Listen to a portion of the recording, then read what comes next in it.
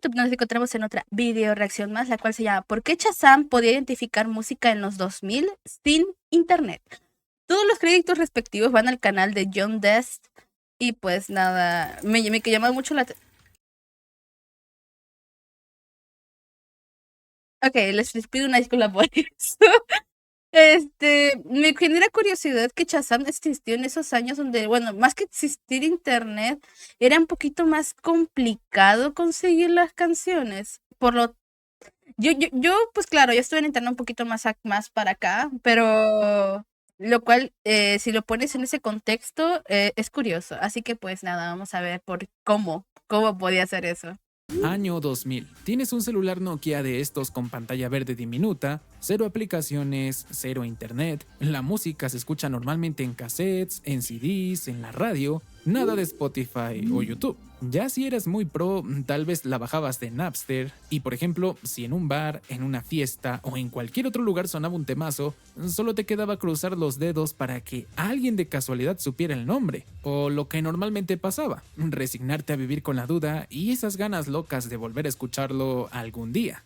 En este mundo tan poco smart, Chris Barton empezó a darle vueltas a una idea. Era estudiante de MBA en la Universidad de California en Berkeley. Como cualquiera de nosotros, se frustraba cada vez que no podía saber qué canción estaba sonando. Y ahí nació la chispa de lo que años después sería Shazam, una empresa que arrancó en el año 2000 con solo 4 fundadores, el propio Chris Barton, Avery Wang y estos dos nombres impronunciables, que sin imaginarse terminarían creando una de las tecnologías más impresionantes y adictivas de las últimas décadas. Claro, no sin antes chocar de frente contra las limitaciones tecnológicas de esa época.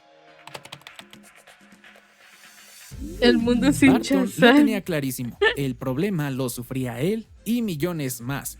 Así que resolverlo sería útil en cualquier rincón del planeta. El detalle está en que el año 2000 no era precisamente amigable para algo así. Los celulares más vendidos apenas mostraban un par de líneas de texto. Como vimos en el video pasado, la conexión web era lentísima, cara y desesperante. No existía ni siquiera 3G ni mucho menos bases de datos abiertas de música. Las discográficas, celosas de sus catálogos, los tenían encerrados en sistemas propios sin que nadie de afuera pudiera tocarlos. Entonces el plan tenía 3 muros imposibles. Primero, no había un catálogo digital abierto. Segundo, las redes GSM destrozaban el audio hasta llenarlo de ruido. Y tercero, todo el trabajo tendría que hacerlo un servidor, porque el teléfono, bueno, ese apenas podía con un juego de la viborita. En papel parecía simple, grabar el juego de la viborita.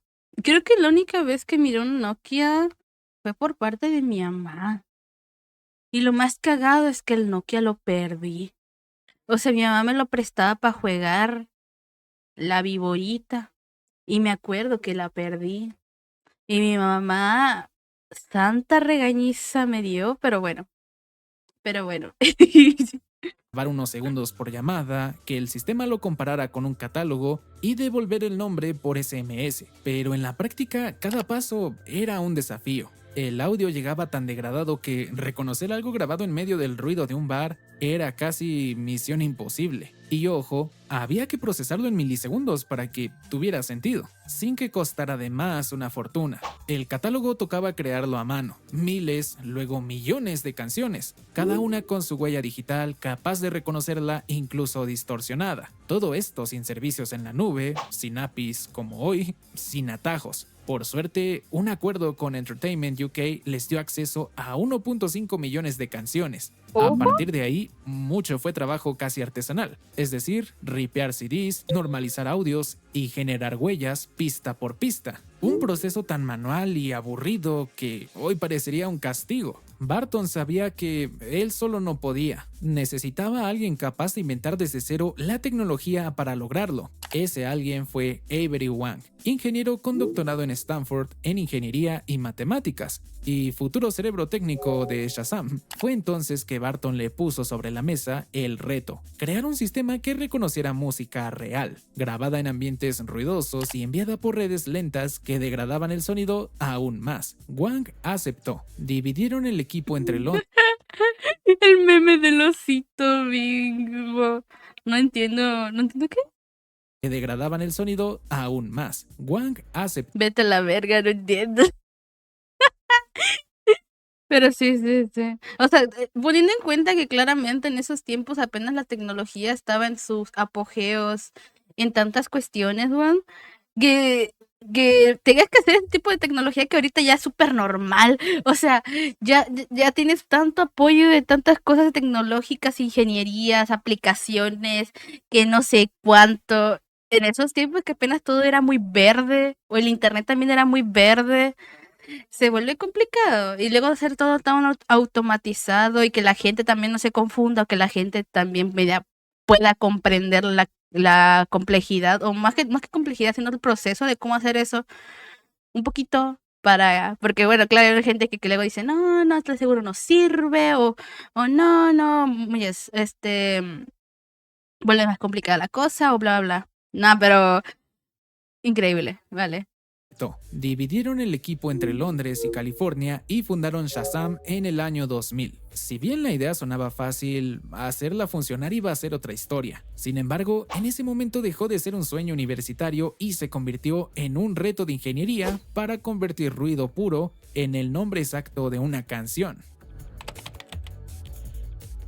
Ojo, imposible ¿Cómo reto logras que técnico. unos segundos de audio llenos de ruido terminen convertidos en el título exacto de una canción? No había código listo, ni librerías milagrosas. Había que inventarlo todo desde cero. Para empezar, como el audio no llegaba precisamente limpio, venía desde celulares hoy viejísimos, viajando por redes que lo comprimían hasta dejarlo casi irreconocible. Se mezclaba con conversaciones, golpes de vasos, ruido de la calle y encima iba por la red de voz GSM, que cortaba un montón de frecuencias, dejándolo plano y distorsionado. Como los teléfonos no podían procesar nada debido a su casi nula potencia, todo debía hacerse desde un servidor propio, rápido y estable, porque la nube, bueno, eso aún no existía. Y había que hacerlo en segundos, recibir el clip, procesarlo y encontrarlo en un catálogo que algún día tendría millones de canciones. Chucha, el hecho de que quieran hacerlo todo en poco tiempo, o sea, que la máquina o el coso procese de forma casi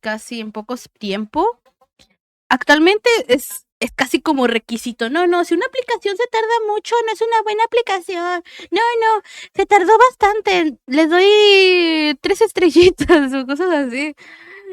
Que quieran o sea, hacer eso de que se vuelva un poquito más automatizado en esos tiempos es como, wow, un gran logro, un gran pensamiento que en ese tiempo quizás no era tan posible. Wang ideó entonces la clave, la huella acústica.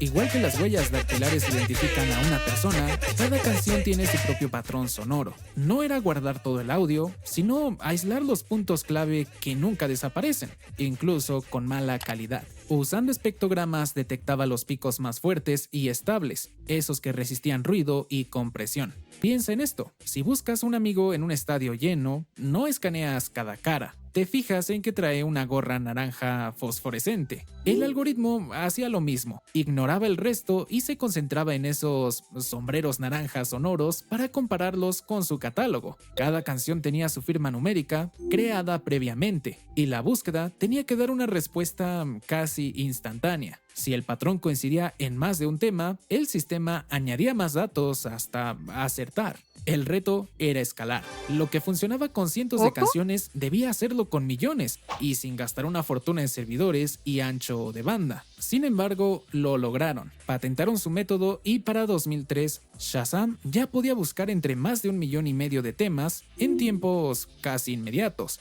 Wang lo llamó un motor de búsqueda de audio de fuerza industrial, resistente al ruido, rápido con miles de consultas simultáneas y tan preciso que podía reconocer incluso 2 canciones sonando juntas. La prueba de fuego llegó el 19 de abril de 2002. El equipo estaba haciendo pruebas de campo en Londres para ver si el algoritmo funcionaba en condiciones reales. Ruido ambiental, gente hablando y todo eso. Justo en ese momento, en el lugar donde estaban probablemente un bar o un café, sonaba Gypster de T-Rex. Wang y ¿Y de dónde chucha sacó la imagen donde decía espuma de caca? ¿Qué pedo? El equipo aprovecharon para marcar su número de prueba. El sistema grabó el fragmento, lo procesó en sus servidores y funcionó. La reconoció al instante. Esa fue la primera vez que Shazam identificó una canción en vivo y fuera de un laboratorio. Y quedó como anécdota histórica. Así que, con el núcleo técnico listo, solo faltaba ponerlo en manos del público. Y cuando eso pasó, más de uno pensó que estaban viendo una especie de magia. Es que sí, weón. O sea, claro, en esos tiempos no estaban tan acostumbrados a cosas así, weón. Porque a final de cuentas, un procesamiento demasiado rápido, siento yo.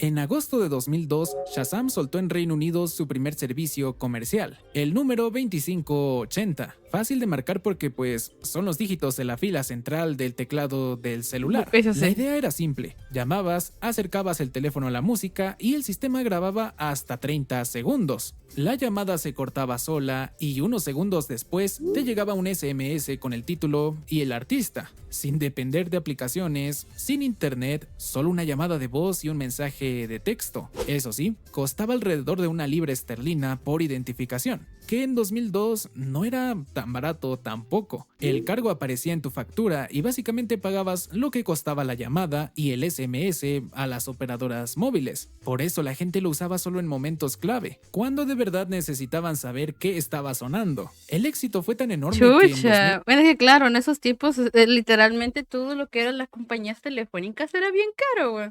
Tanto esos tiempos como unos años un poquito después. Ya después todo se estandarizó, que ahora puedes estar en llamadas con gente de Canadá, de Estados Unidos, todo México, de forma ilimitada, lo que se te cante y no sé qué tanta vaina. ¿A poco sí? Sí, sí. El 4 se expandieron a Estados Unidos con AT&T y luego a Europa continental. Para el año 2006, en Reino Unido ya podían probar un modelo de suscripción ilimitada, como alternativa al cobro por llamada. Si bien no fue tan fácil la expansión como suena, ya que al inicio había mucho escepticismo. La gente que pensaba que era puro marketing, o teorías bien locas como que Bueno, la gente estaba muy escéptica que eso no era real. Nacho ya se gradúa. ¿Por qué quieren que me gradúe? Hola. había un operador humano con un catálogo limitado escuchando lo que tú ponías. Pero esa duda rápidamente se desvanecía cuando el sistema identificaba canciones raras con nombre y todo. La palabra shazamear empezó a salir sola y volverse común, ya que esto no era solo útil, parecía magia. Y el boca a boca lo convirtió popular antes de que siquiera existiera como aplicación. Lo sorprendente era que, incluso con celulares básicos y redes que distorsionaban el audio, el sistema acertaba. O casi siempre, y pagar tenía sentido ya que, sin el 2580, dependías de recordar la letra, la melodía, o cómo se tarareaba para buscarla después en una computadora con acceso a internet. Todo esto hoy suena impresionante y raro, pero no por Shazam, sino porque en aquel tiempo ni siquiera el internet era tan común y comprar la canción en el momento que quisieras no era una opción todavía. iTunes llegaría en 2003. Shazam se adelantó a ese momento y puso la primera pieza de lo que después sería escuchar y comprar música desde el teléfono. Para las O sea, con Shazam ya puedes rápido luego de comprar la música, bro. No, ya es la Güey, hola Diego. personas, recibir el SMS tenía un peso especial. Era la confirmación de información valiosa que, minutos antes, parecía imposible tener. El mito del 2580 creció y llamó la atención de la industria. Que una empresa pudiera identificar casi cualquier canción por teléfono demostraba cómo la tecnología estaba cambiando nuestra relación con la música y en general con todo. Si bien hacer de eso un negocio rentable fue otra pelea, porque Shazam no fue rentable hasta 2016, sobrevivió gracias a inversión y a... No fue rentable durante... Porque, claro, salió en 2002, más o menos.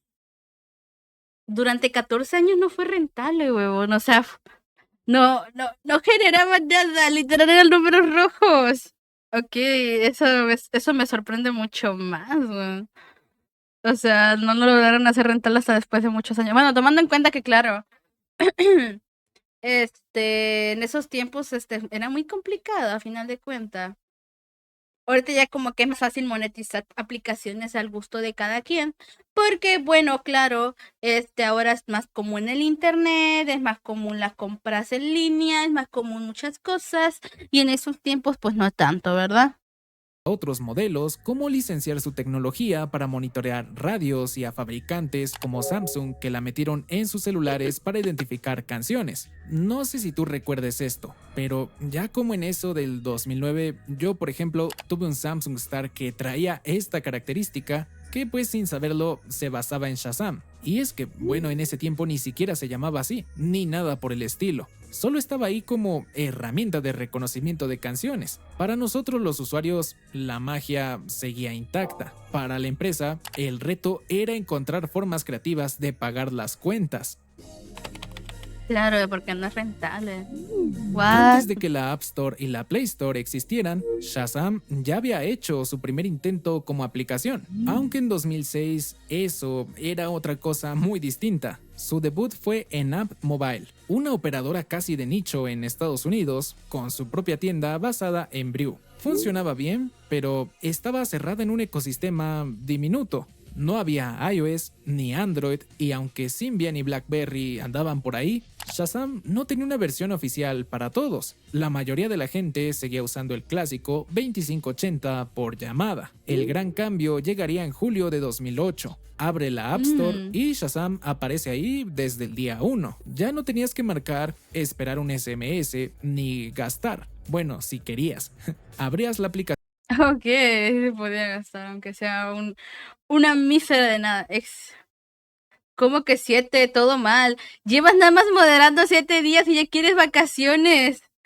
No, vuela pronto. Tocabas el enorme botón azul y listo. Además, podías comprar la canción en iTunes al instante. En octubre llegó Android y ya para diciembre de 2009 sumaban 10 millones de descargas en 150 países. Y el dato que enamoró a la industria, Bro. el 8% de quienes sashameaban acababan comprando la canción. La magia dejó de ser curiosidad para convertirse en hábito casi diario. El clásico 2580 no se sabe con certeza cuándo fue descontinuado, pero debió ser poco después del auge de las tiendas de aplicaciones. Por otro lado, la competencia también quería su parte. Me, que luego sería SoundHound, intentaba reconocer canciones y las tarareabas y bueno, actualmente ya funciona igual que Shazam. Y Sony tenía Track ID en algunos Xperia. Buenas ideas, pero ninguna con la visibilidad ni la base de datos de Shazam. Mientras tanto, ellos encontraron otro negocio, la segunda pantalla. Si la gente veía la tele con el celular en la mano, podían alargar la vida de un anuncio. Por ejemplo, en el Super Bowl de 2012, casi la mitad de los anunciantes activaron sus spots para shazamearlos y desbloquear contenido, sorteos o compras. Dentro de la empresa Bro, ya pensaban ¿qué? que la televisión sería su gran fuente de ingresos. ¿Quién imaginaría que el internet terminaría matando la TV tradicional, verdad? La Otra jugada verdad. clave fue colarse en el sistema operativo con iOS 8 en 2014. Siri integró el motor de Shazam, preguntabas qué canción suena y el iPhone analizaba y respondía sin necesidad de abrir nada más. En 2015 llegó al Apple Watch y más tarde al centro de control de iOS, como un botón nativo que reconoce incluso con audífonos. En Android también estuvo presente a través de la aplicación, pero no a nivel de integración en el sistema operativo. Algo que también es importante mencionar es Shazam Encore, que fue la versión de pago y apareció en 2009 para ofrecer identificaciones ilimitadas, sin publicidad y con extras como letras en tiempo real y mejor integración con tiendas de música, mientras la aplicación Bro. gratuita tenía límites mensuales. Costaba unos 4 a $5, pero dejó de existir cuando Shazam volvió a ser ilimitado tras la compra por Apple en 2018. Así Ok. Bueno, claro, $5 en esos tiempos era un poquito más complicado, ¿no? Si no, ya Armando Televisa, no, nos van a silenciar, nos van a silenciar. pasó a ser gratis y sin anuncios para todos. La jugada de Apple era clara: conectar los datos de Shazam con Apple Music, reforzar su integración en iOS y quedarse con un equipo de décadas de experiencia en reconocimiento de audio. Para Shazam fue una expansión, para Apple un estándar cultural más en su ecosistema. A ver, sí. Allí Apple sí fue bien inteligente en llevarse esa tecnología cuando pudo haber sido Shazam más de varias de varios sistemas, pero bueno, está bien. Y así, Shazam siguió creciendo y cambiando la música. ¿Te preguntarás qué pasó con sus fundadores? Bueno, Chris Barton pasó por Google y Dropbox. Avery Wang siguió en Shazam toda su carrera, incluso dentro de Apple. Philip, no sé qué, y Tiraj, tampoco no sé cómo se pronuncien. Se lanzaron al mundo de las startups y la inversión. Pero todos coinciden en que Shazam fue su invento más mágico. Hoy la aplicación es de las más usadas a nivel global. En su 20 aniversario, en 2022, superó las 70,000 millones de identificaciones con más de 225 millones de usuarios al mes. Y Apple ojo, celebró los récords como la canción más shameada de la historia, Dance Monkey, y potenció listas y predicciones basadas en las búsquedas para sus propios beneficios oscuros. Recientemente, en noviembre de 2024, se rompió otro récord: 100,000 millones de canciones reconocidas, unas 12 por cada persona en el planeta. Prueba de que en cualquier momento y lugar alguien está levantando el teléfono para buscar el nombre de lo que suena. El resto, como dicen, es historia. Muchas gracias por llegar hasta acá y no te vayas. ok, está curioso cómo inició todo lo de la aplicación, está súper bien. A final de cuentas, pues es algo que pues supieron mantenerlo durante mucho tiempo y pues bueno, al final se terminaron comprando. A final de cuentas, bueno, es un fenómeno cultural que todos usaban y pues Apple aprovechó. Muy bien, la verdad, para que usen Apple Music. Así que bueno, normal.